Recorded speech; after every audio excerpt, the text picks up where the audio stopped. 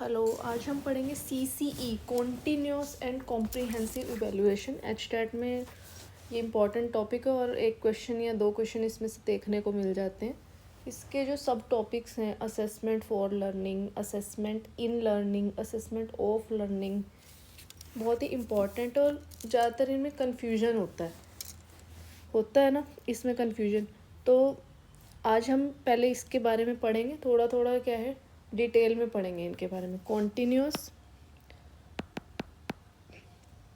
Continuous and comprehensive evaluation. सतत क्या बोलते हैं इसको?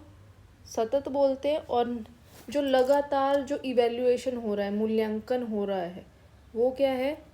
कॉन्टिन्यूस एंड CCE, जिसे शॉर्ट फॉर्म में बोल देते हैं। ठीक है, जो पूरे साल में जो ऑब्ज़र्व कर रहे हैं, जो टीचर्स जो पूरा उसका तैयार कर रहे हैं, रिकॉर्ड तैयार कर रहे हैं, वो क्या है? एक तरह से वो इवैल्यूएशन है, मूल्यांकन कर रहे हैं। तो इसमें क्या होता है कि एक कॉम्प्रिहेंसिव में क्या आता है? कॉम्प्रिहेंसिव में आपकी सारी वो होलिस्टिक डेवलपमेंट मान सकते हैं एक तरह से। Holistic development means holistic development means क्या है? इसके अंदर सारे आपके एस्पेक्ट्स आ गए। सारे कौन कौन से? फिजिकल, इमोशनल, सोशल,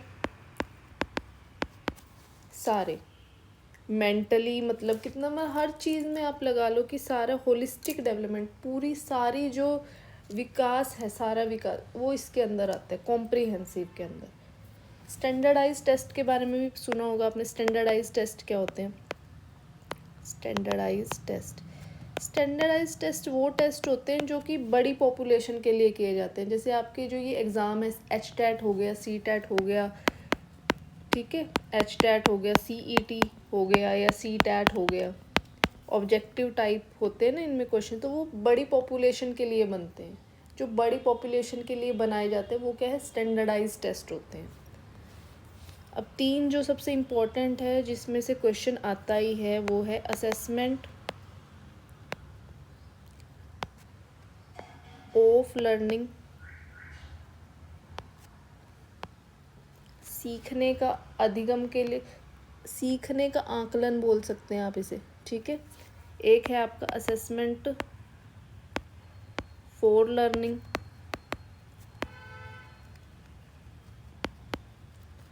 और एक है आपका असेसमेंट एज लर्निंग। ठीक है, असेसमेंट ऑफ लर्निंग क्या है? सीखने का आकलन है। मीन्स इसमें क्या आएगा? समेटिव, जो समेटिव असेसमेंट है आपका, वो इस तरीके से आपको ये याद रखना है। ऐसे भी पूछ सकते हैं कि समेटिव असेसमेंट है, जो एसए जिसे शॉर्ट में बोलते हैं, जो स्कूल्स में होते हैं एसए एफए होते हैं, जो फॉर्मेटिव असेसमेंट। एसए किस में आता है? वो आता है असेसमेंट ऑफ लर्निंग, सीखने का आकलन।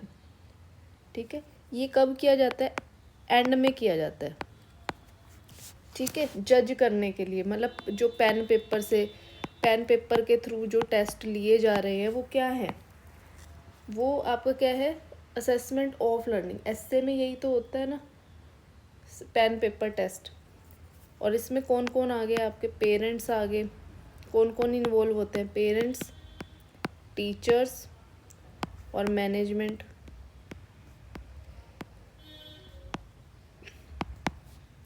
ठीक है, assessment for learning, for means के लिए, सीखने के लिए आकलन। फॉर मीन्स इससे याद रखोगे FO फॉर्मेटिव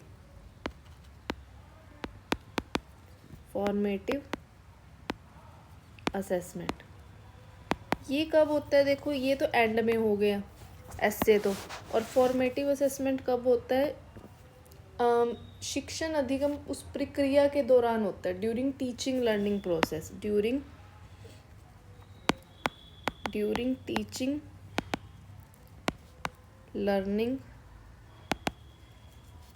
प्रोसेस। ठीक है, फीडबैक के लिए एक तरह की मॉनिटर कर रहे हैं उसको, प्रोग्रेस को हर टाइम क्या कर रहे हैं, मॉनिटर कर रहे हैं। जैसे ही मतलब पूरे शिक्षण के दौरान जो है उसको ऑब्जर्वेशन किया जा रहा है, उसका प्रोग्रेस को उसको ऑब्जर्व किया जा रहा है, ताकि उसको रीप्लान कर सके टीचर कि कहाँ पे मिस्टेक हुई है, कहाँ पर सुधार करने की ज़रूरत है, तो उसको रीप्लान कर सके।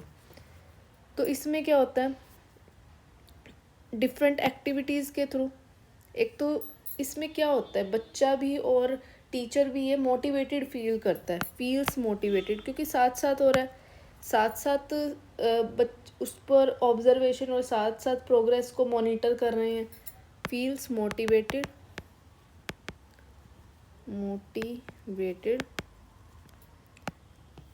ठीक है, डिफरेंट एक्टिविटीज़ के थ्रू।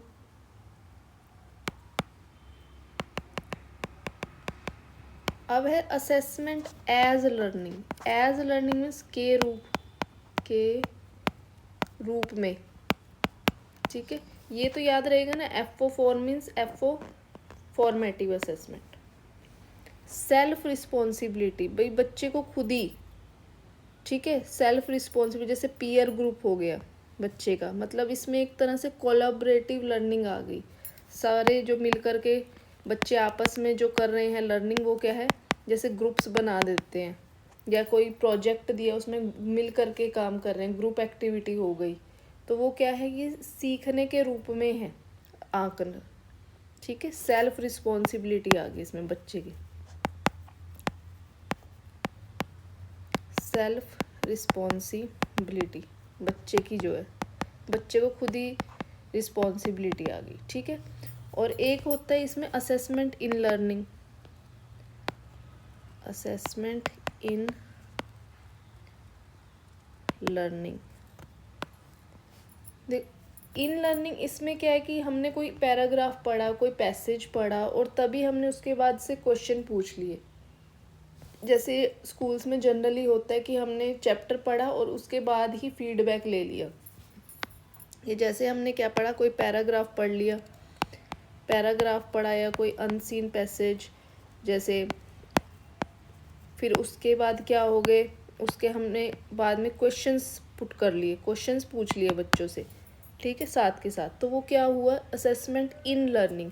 एक तरह से ये एकीकृत है, एकीकृत की मीन्स इंटीग्रेटेड लर्निंग है ना, क्या है ये, इंटीग्रेटेड लर्निंग है।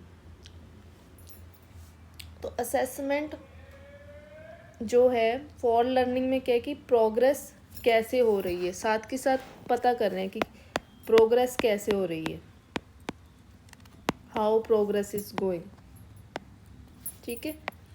और भाई बच्चे की साथ के साथ प्रोग्रेस का पता चल रहा है। ऐसे में तो पेन पेपर टेस्ट हो गया, आप लास्ट में ही मतलब एट द एंड हो रहा है, ठीक है।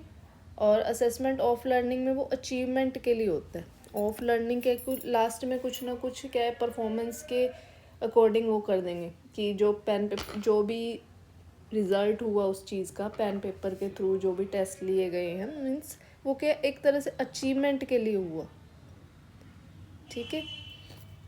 होप आपको ये तीनों टर्म समझ में आई हो। इनमें से एक क्वेश्चन तो बनता ही है, ये इम्पोर्टेंट है टर्म्स, और एक तो बनता ही बनता है इनमें से क्वेश्चन, तो इनको अच्छे से रिवाइज कर लेना एचटेट के लिए। इसी तरह से हर एक चैप्टर की फिर से उसको रिवाइज करते रहिए, पूरा इसी तरह CDP कंप्लीट हो जाएगी। ओके, अच्छा लगा हो तो लाइक करें, सब्सक्राइब करें।